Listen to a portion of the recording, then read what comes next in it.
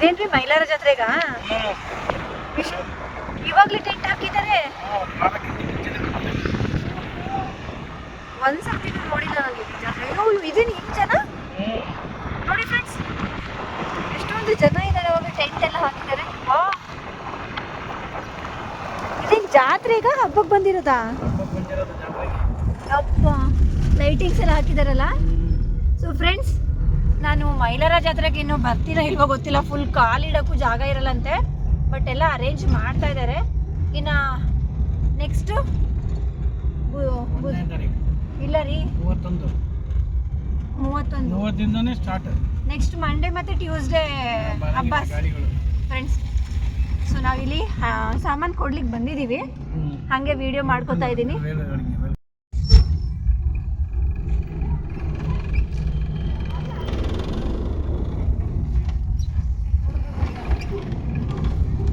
ಅಲ್ಲ ರೀ, ಇವಾಗಲೇ ಟೆಂಟ್ ಹಾಕ್ಬಿಟ್ರಿ? ಇವತ್ತು 27. ಅರೇ ಬಾಪ್ರೆ, ಹರಿಹರದಲ್ಲಿ ಭಾನುವಾರ. ಇದು ಇವಾಗಲೇ ರಶ್ ಐತೆ ಮೈಲಾರ. 7 ಕೋಟಿ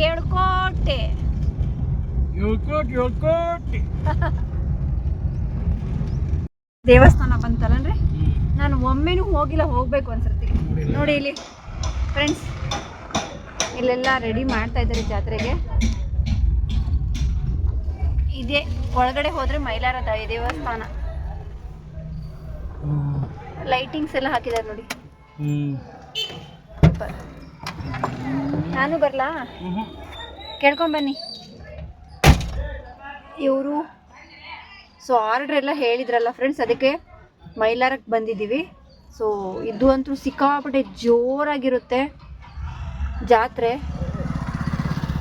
ಹಾಗೆ ಕಾರಣಿಕ ಕೂಡ ಹೇಳ್ತಾರೆ ಇಲ್ಲಿ. ಬುಧವಾರ ಏನೋ ಕಾರಣಿಕ ಹೇಳ್ತಾರೆ ಫ್ರೆಂಡ್ಸ್.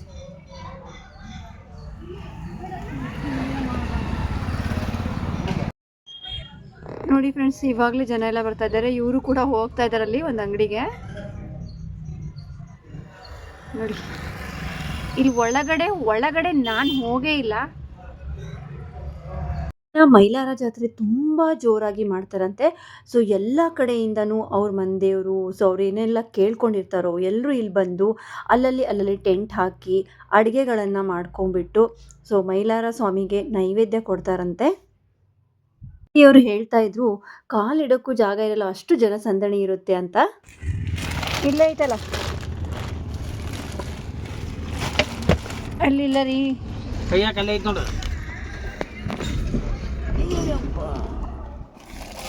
ಎಷ್ಟು ಒಂದೇ ಸಾಕಾ?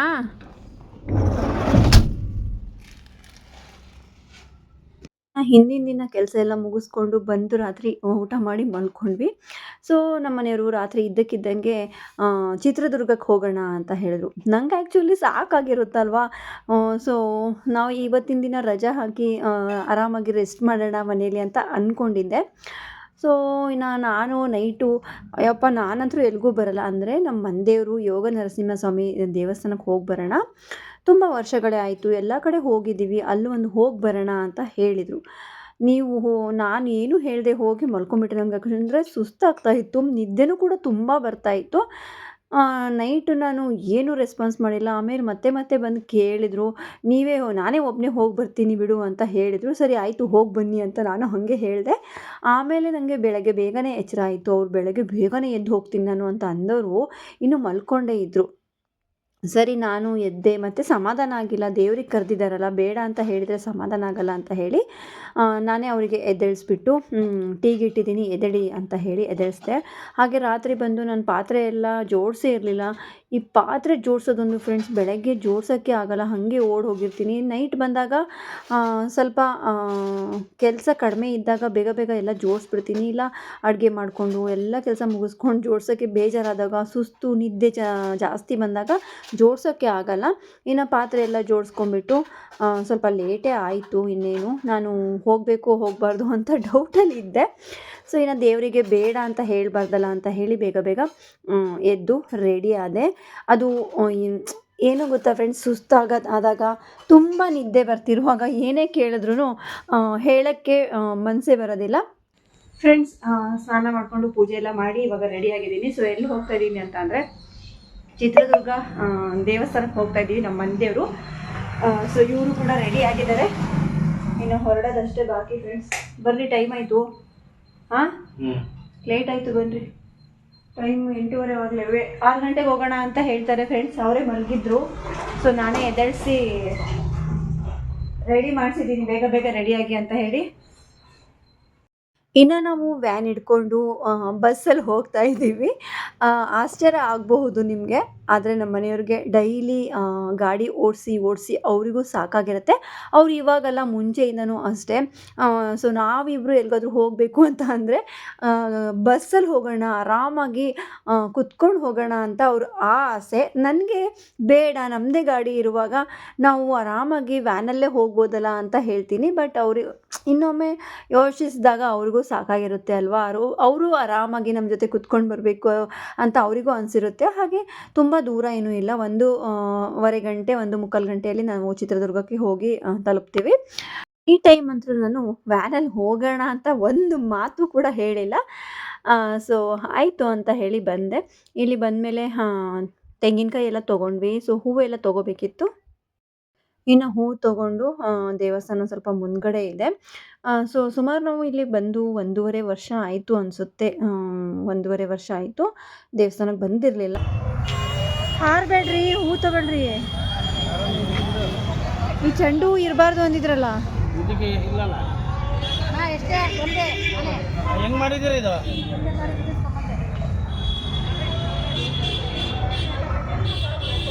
ಶಾವಂತಿನೂ ಚೆನ್ನಾಗಿದಾವಲ್ಲ, ಶಾವಂತಿನೇ ತಗೊಳ್ತೀರ ನೋಡಿ. ಅದು ಹೆಂಗೆ ಮಾಡಿ ಕೇಳ್ರಿ. ಹೆಂಗ್ ಮಾಡಿ ಅಮ್ಮ ಇದು?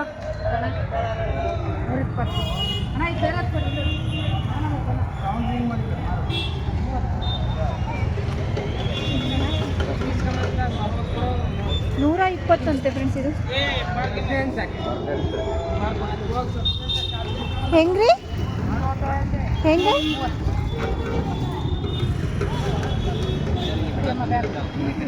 ಇನ್ನು ಹೂವು ಕಾಯಿ ಎಲ್ಲ ತಗೊಂಡ್ವಿ. ಬಾಳೆಹಣ್ಣಂತೂ ಸಿಕ್ಕಾಪಟ್ಟೆ ರೇಟ್ ಹೇಳ್ತಾ ಇದ್ರು. ಏನು ಇದೇನೋ ಇಲ್ವೋ, $80 ಡಜನ್, $100 ಡಜನ್ ಅಂತಿದ್ದಾರೆ. ಅಯ್ಯೋ, ಊರಿಂದನೇ ತೊಗೊಂಬರ್ಬೋದಿತ್ತಲ್ಲ ಅಂತ ಹೇಳಿ ಸುಮ್ಮನೆ. ಇಷ್ಟೊಂದು ರೇಟ್ ಇಲ್ಲ ಫ್ರೆಂಡ್ಸ್ ಬಾಳೆಹಣ್ಣು. ಅದು ಇಷ್ಟಿಷ್ಟೇ ಚಿಕ್ಕವು ಇದ್ದಾವೆ. ಹೋಗಲಿ ಇನ್ನೇನು ದೇವಸ್ಥಾನಕ್ಕಲ್ಲ ಅಂತ ಹೇಳಿ ತೊಗೊಂಡ್ವಿ. ಆ್ಯಕ್ಚುಲಿ ದೇವಸ್ಥಾನಕ್ಕೆ ಸೊ ಫೋನ್ ನಂಬರ್ ಇದೆ ನಮ್ಮ ಮನೆಯವ್ರ ಹತ್ರ ಅವ್ರದ್ದು. ಮತ್ತು ಬಾಗಿಲೆಲ್ಲಿ ಹಾಕ್ತಾರೋ, ನಾವೆಲ್ಲಿ ಲೇಟಾಗಿ ಹೋಗ್ತೀವೋ ಅಂತ ನಮಗೆ ಒಂದು ಸ್ವಲ್ಪ ಭಯ ಇತ್ತು. ಫೋನ್ ಮಾಡಿ ಹೇಳಿದಾಗ ಇಲ್ಲ ಇದ್ದೀನಿ ದೇವಸ್ಥಾನದಲ್ಲಿ ಅಂತ ಹೇಳಿ ವೆಯ್ಟ್ ಮಾಡ್ತಾಯಿದ್ರು ಬ್ರಾಹ್ಮಣರು. ಹಾಗೆ ಇಲ್ಲಿ ಆ್ಯಕ್ಚುಲಿ ನಾವು ಅವ್ರ ಜೊತೆಗೆ ಮಾತಾಡಿದ್ವಿ. ಅವರು ತುಂಬ ಚೆನ್ನಾಗಿ ನಮ್ಮ ಜೊತೆಗೆ ಮಾತಾಡಿದರು. ಸೊ ಮಾತಾಡಿದ್ದೆಲ್ಲನೂ ನಾನು ಮ್ಯೂಟ್ ಮಾಡಿದ್ದೀನಿ, ಯಾಕಂತಂದರೆ ಅಲ್ಲಿ ದೇವ್ರ ಹಾಡು ಹಾಕಿದ್ರು. ಸೊ ನನಗದು ಅಷ್ಟು ಹೊಳೆದೇ ಇಲ್ಲ, ಬಟ್ ತುಂಬ ಬೇಜಾರಾಯಿತು. ತುಂಬ ಚೆನ್ನಾಗಿ ಅವರು ಮಾತಾಡ್ತಾಯಿದ್ರು.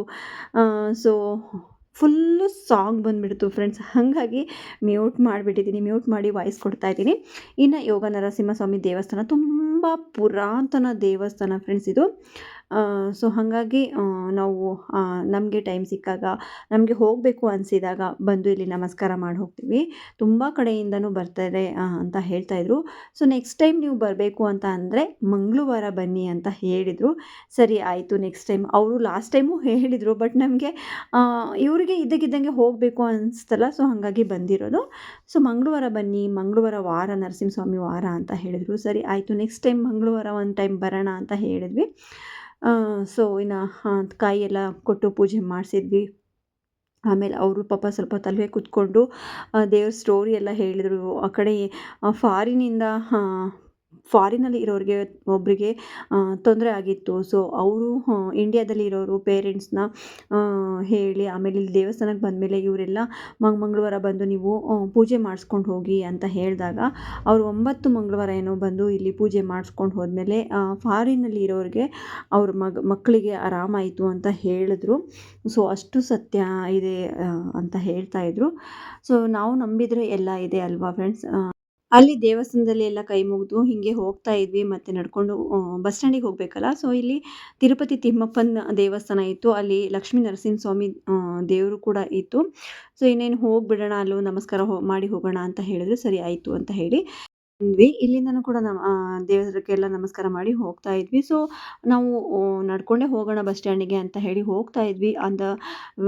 ರೋಡಲ್ಲಿ ಒಂದು ಗಾಡಿಯಲ್ಲಿ ಇಬ್ರು ಬರ್ತಾ ಇದ್ರು. ಧಬ್ ಅಂತ ಬಿದ್ದುಬಿಟ್ರು ಫ್ರೆಂಡ್ಸ್.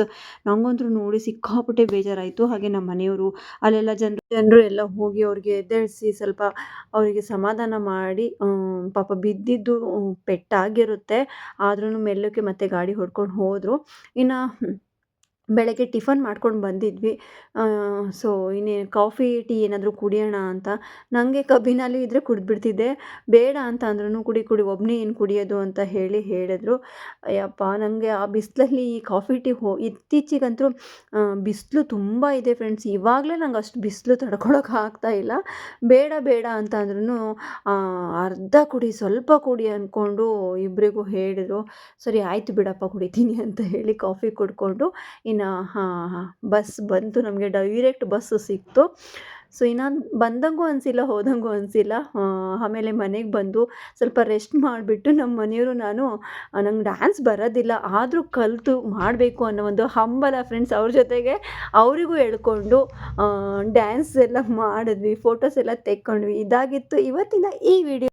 ನಿಮ್ಮೆಲ್ಲರಿಗೂ ಇಷ್ಟ ಆಗಿದೆ ಅನ್ಕೊಳ್ತೀನಿ ಫ್ರೆಂಡ್ಸ್. ಇಷ್ಟ ಆದರೆ ಗೊತ್ತಿದೆಯಲ್ಲ, ಲೈಕ್ ಮಾಡಿ, ಶೇರ್ ಮಾಡಿ, ಸಬ್ಸ್ಕ್ರೈಬ್ ಮಾಡೋದನ್ನು ಮರಿಬೇಡಿ. ತಪ್ಪದೆ ಬೆಲ್ಲೈಕನ್ನ ಪ್ರೆಸ್ ಮಾಡಿ.